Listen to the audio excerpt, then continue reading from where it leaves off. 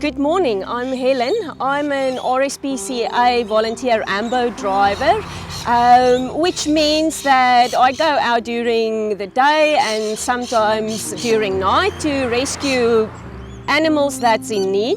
The RSPCA are available 24/7 to rescue animals, and members of the public can call in any time. We never sleep, and without volunteers like myself, the job won't get done.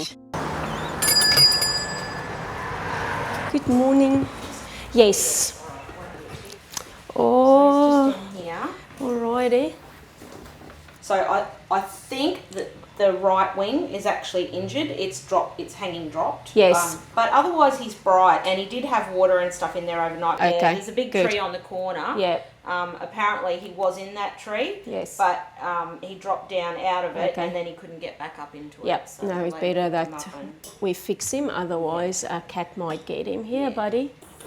Come All on, right, bud. That's all right, will buddy. kind of jump out That's and all slide pretty. right. He is fairly active, so. You'll be fine.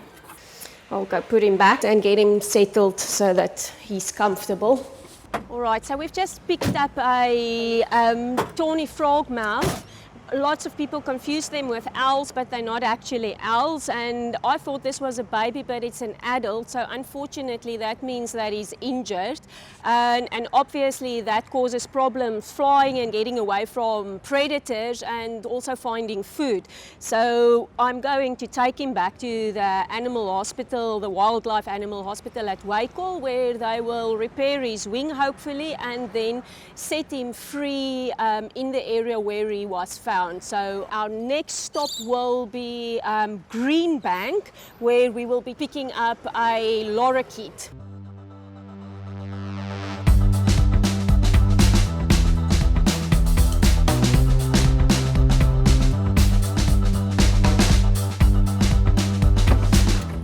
Okay, so this one is starting to move in here, so I am going to just transfer it from a little box into a big box because I expected a baby, and it's not a baby, it's a full-grown tawny frogmouth. It just says it can't fly, but I won't trust that since I've had birds before that couldn't fly and they were flying all over the place when I got there.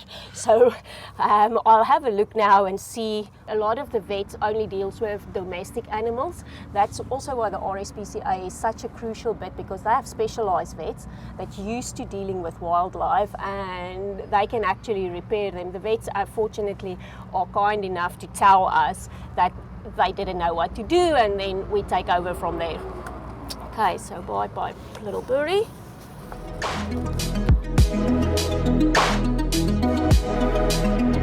So here we are at the Yacht Club Pie shop, where we are just going to do a changeover with the GC Ambo for a goose or a duck. She wasn't sure when I spoke to her on the phone what she had to pick up, so I'll guess we see now. So we have a duck here, which is going to be transported into this container. It's I think got a broken leg, so yeah, it'll go back to Waikol and they'll treat it and everything.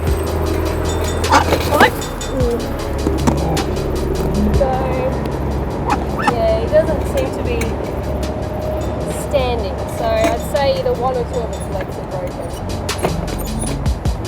Yeah. Okay, little ducky, are you in? Yeah. Yep. Okay, so we will be heading back to Waikol now to take all the animals back, but essentially we're going back because of the cat.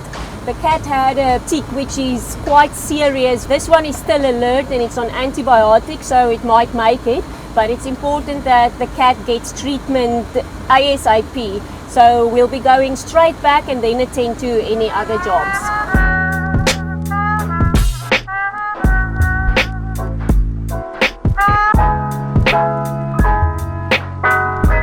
We are now at the Waikol Wildlife Animal Hospital. Our first stop was at the domestic hospital, where we dropped the cat with the paralysis stick. That cat was alert and pretty responsive, so it probably will make it. Then at the wildlife center, we've dropped up 6 birds. Those were the ones we could find today. Unfortunately, there were 2 that we couldn't find, a gala and a lorikeet, if I remember correctly. but that's just how it is. These birds will now be taken into the hospital itself, and they'll be treated by personnel after having looked at any vet's notes there might have been, but usually the vets over here are the specialists and they make decisions of what treatment they should get. All of the birds were in pretty good condition, so I expect all of them will make a recovery and be released at the spots that they were found in. The feeling that you gain at the end of the day, the satisfaction that you derive from saving animals and knowing that they will pull through, overcomes all that. It's great working with the animals, but also the members of the public that call us in. I have never encountered a member of the public that wasn't happy to see me. They are always grateful and polite because we are ready to assist.